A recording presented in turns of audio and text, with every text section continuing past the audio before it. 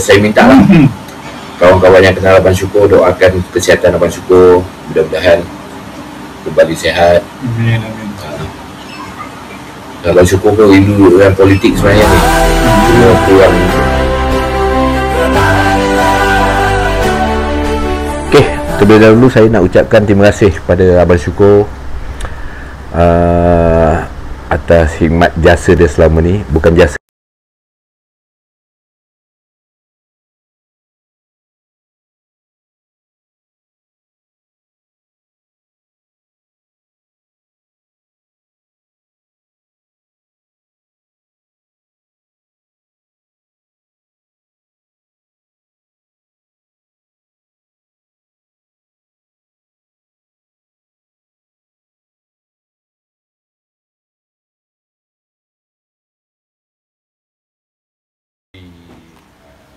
Sabi'i, saya jumpa dia dalam ceramah.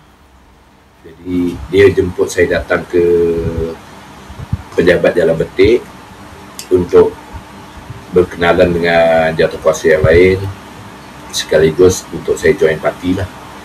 Jadi saya ni pun sama juga macam Abang Syukur, saya datang daripada keluarga UMNO, tapi saya tak pernah join politik dan saya tak minat politik. Tapi bila Datuk Seri difitnah, saya mula terlibat dengan politik dan masuk Parti Keadilan awal 2009. Pada awalnya ikut-ikut je, ikut-ikut nak tahu cerita terbaru pasal politik, sampailah terjebak dengan Abang Syukur ni. Masa tu kalau tak salah Abang Syukur timbalan ketua cabang, betul? Timbalan ketua cabang masih Satria, dan ketua cabang Haji Osman. So macam mana terjebak, Abang Syukur dengan PE ni dia hasut ajak pergi pilihan raya kecil pertama bila saya join parti, Bukit Selambau. Oh tu yang kisahnya. Itu kisahnya saya terjebak dalam politik. Jadi kita 4 orang, Wan Zabri, PE, saya, Abang Syukur naik Satria pergi Bukit Selambau. Kita singgah Bukit Gantang, naik Bukit Selambau. Tengok parti lawan kita ni terlalu agresif, jadi kita orang muda masa tu, jadi semangat makin kuat lah. Jadi bila balik tu saya terus aktif. Kemudian tak lama 2010 ada pemilihan parti, ketua AMK Pasir Gudang, saudara Hadi letak jawatan dan tak ada orang nak bertanding. Jadi saya macam terpanggil lah untuk masuk bertanding. Saya pegang ketua AMK Pasir Gudang pertama kali 2010 dan saya terus aktif. Dan macam saya cakap, cikgu saya Abang Syukur, kekangan ekonomi sangat terhad. Jadi Abang Syukur ni ekonomi dia stabil sikit. Orang kaya lah macam tu. Jadi dia banyak bantu lah, Kalau kita nak pergi mana-mana, dia akan paksa kita ikut. Jawapan kita satu je, kita tak ada duit bang, ikut je, yang penting ikut. Jadi kita support dia ke mana-mana, dia support kita dari segi pergerakan kita.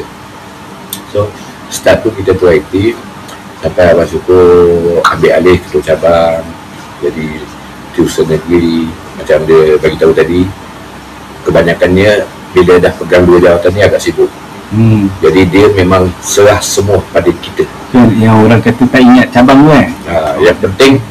Yang penting benda tu baik untuk parti. Itu pesan dia selalu. Yang penting baik untuk parti, naikkan nama parti, dia tak kisah apa kita buat. So start tu lah kita tu bergerak. Pengalaman banyaklah, pengalaman kita bergaduh berapa, orang muda macam-macam. Jadi macam Abang Syukur salah satu mentor Pasir Gudang.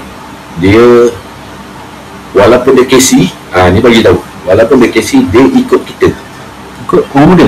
Dia ikut kita pergi tampal poster, buat apa je. Sebab tu macam sekarang ni, walaupun saya KC, saya boleh bergerak turun ke longkang. Pasal Abang Syukur dah ajar, jawatan tu tak penting, kerja untuk rakyat lebih penting. Jadi sebab tu saya berani cakap pada semua rakyat Pasir Gudang, selagi saya ada, kebajikan rakyat Pasir Gudang kita akan jaga. Jadi apa, itu je lah saya rasa. Kalau nak cerita, buat buku 2 jilid tak habis. Saya nak ucap terima kasih kepada Abang Syukur banyak-banyak. Jadi saya minta lah kawan-kawan yang kenal Abang Syukur, doakan kesihatan Abang Syukur, mudah-mudahan kembali sihat. Amin. Abang Syukur pun rindu dengan politik sebenarnya ni, cuma kurang pergerakan sekarang. Okey, itu je. Terima kasih banyak-banyak.